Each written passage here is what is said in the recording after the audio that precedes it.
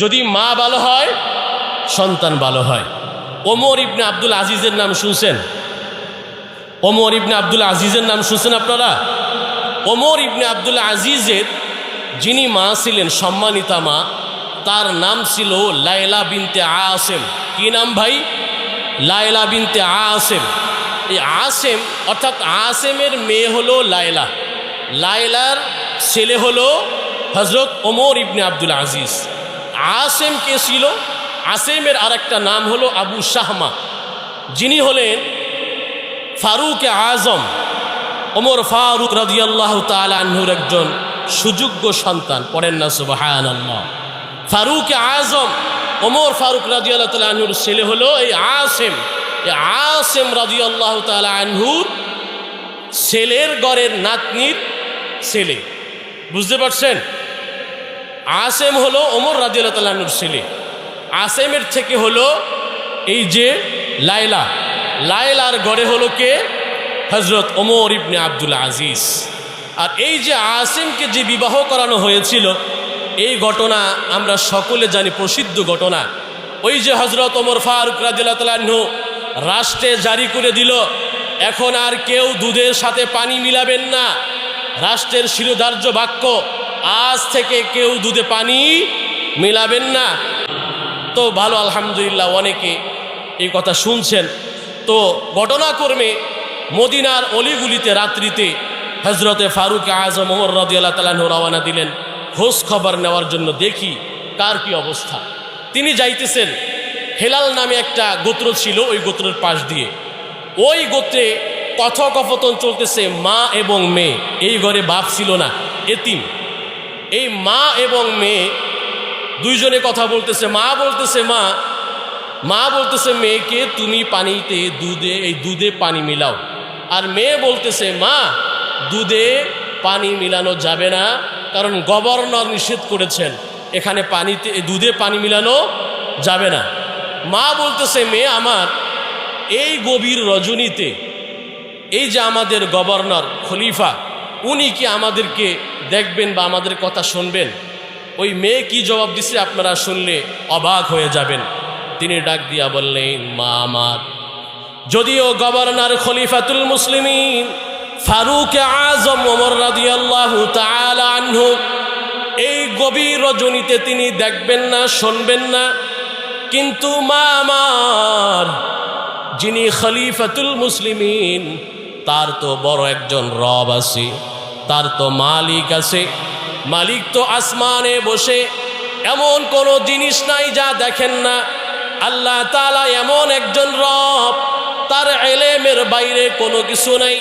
ওই মেয়ে তার মাকে ডাক দিয়া বলে, মা আমার, আজকে যদিও খলিফাতুল মুসলিমিন, তিনি আজকে আমাদের কথা নাও শুনতে পারেন, তিনি হয়তো আসবেন না রজনীতে, কিন্তু খলিফাতুল মুসলিমিনের রব, তিনি তো কখনো ঘুমায় না, তিনি তো সর্ব অবস্থায় আমাদেরকে দেখেন, তিনি সর্ব অবস্থায় আমাদের কথা শোনেন।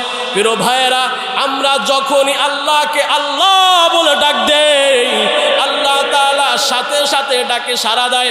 কোরআনুল কারীম আল্লাহ তাআলা বললেন, উদউনি আস্তাজিব লাকুম, উদউনি আস্তাজিব লাকুম।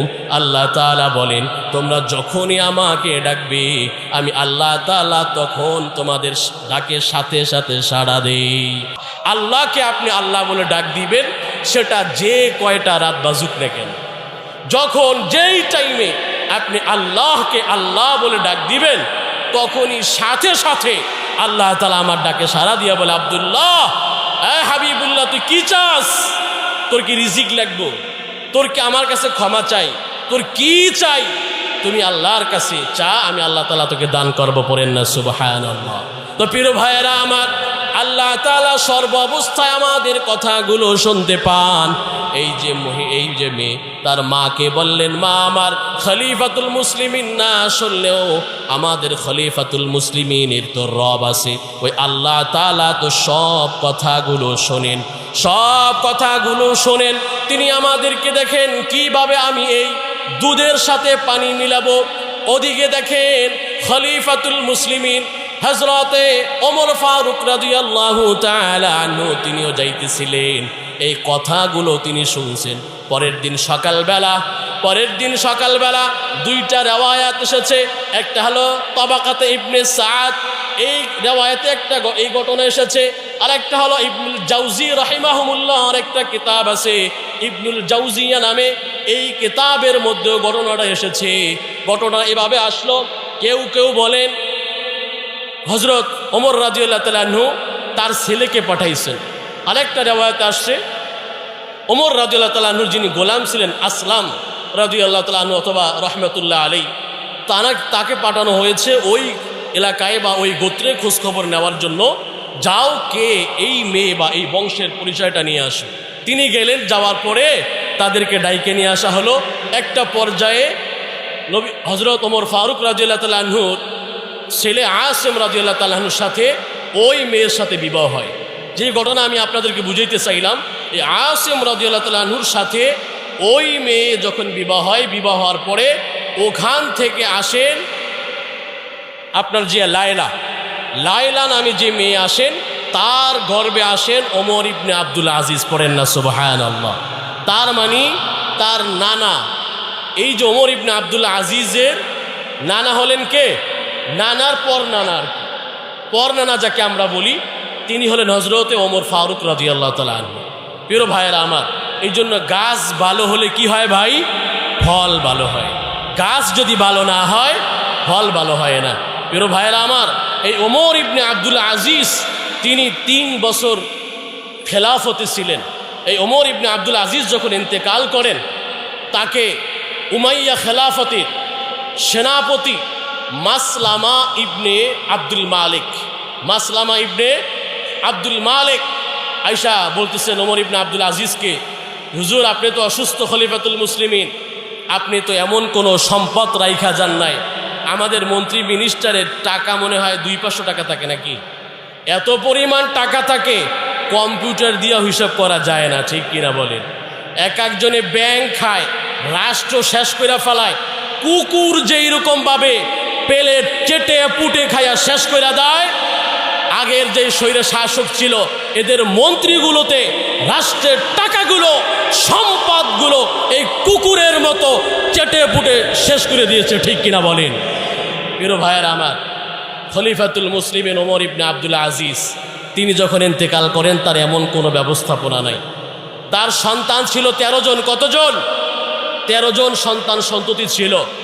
এই উমাইয়া সেনাপতি মাসলামা ইবনে আব্দুল মালিক তিনি বললেন, আপনি তো দুনিয়া থেকে চলে যাইতেছেন, খলিফাতুল মুসলিমিন আপনার তো এমন কোনো সম্পদ নাই যেগুলো আপনার ছেলে মেয়েরা খাবে। ওমর ইবনে আব্দুল আজিজ ডাক দিয়া বললেন, শোনো, আমি আমার ছেলে মেয়ের জন্য কোনো ধন দৌলত সম্পদ রেখে যাই নাই, কিন্তু আমি তাদের অন্তরে কোরআন হাদিস রাইখা গেছি।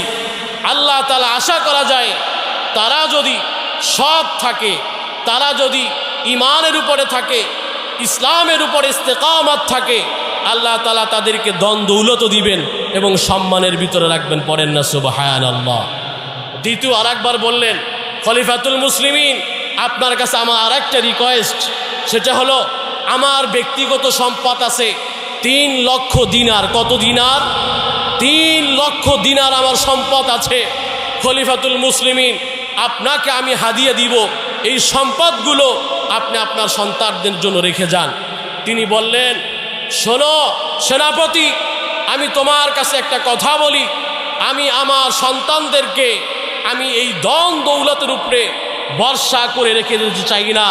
আমি চাই এই সমস্ত সম্পত্তির মালিক যিনি আমার খালেক, যিনি আমার মালিক, যিনি হলেন রাজ্জাক, তার হাতে সুপুর্দ করে দিয়ে গেলাম। বলেন না সুবহানাল্লাহ। মাসলামা ইবনে আব্দুল মালিককে বললেন, শোনো মাসলামা, তোমার কাছে আমার রিকোয়েস্ট হলো, তুমি যে এই 3 লক্ষ দিনার তোমার কাছে জমা আছে, এই 3 লক্ষ দিনার তুমি দয়া করে রাষ্ট্রের সেনাদের পিছনে ব্যয় করিয়ে। পড়েন না সুবহানাল্লাহ। এই যে গাছ ভালো, তার ফল ভালো। গাছ যদি ভালো হয়, তাহলে আমাদের ফলগুলো ভালো হবে। প্রিয় ভাইয়েরা আমার, মা বাবা যদি ভালো হয়, তাহলে সন্তানগুলো সাধারণত ভালো হয়। খেলাফে কিয়াস নিয়মের ব্যতিক্রম হতেও পারে, তা শতকরা 2-4 জন, যে মা বাবা ভালো না সন্তান ভালো।